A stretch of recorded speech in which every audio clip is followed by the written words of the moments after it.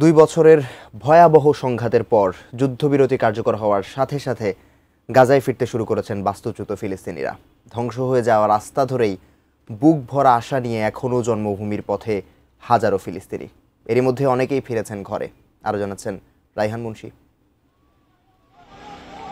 চারিদিকে ধ্বংসস্তূপ, এর মাঝেই সমুদ্র তীর ঘেঁষা রাস্তা ধরে জন্মভূমির পথে হাজার হাজার মানুষ।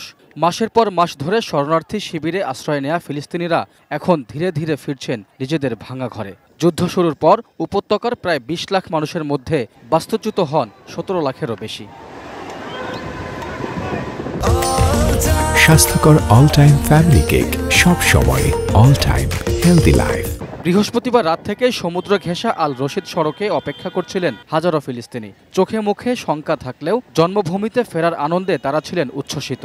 যুদ্ধবিরতি কার্যকর হওয়ার পর ইসরায়েলি সেনা সরতে শুরু করার সাথে সাথেই শঙ্কা মাথায় নিয়ে ঘরে ফিরতে শুরু করেন তারা। এরই মধ্যে দক্ষিণ গাজা থেকে উত্তরে ফিরেছেন অনেকেই। অঞ্চলটিতে 2-1টি বাড়ি ঠিক থাকলেও বেশিরভাগ ঘরবাড়িই মিশে গেছে মাটির সাথে।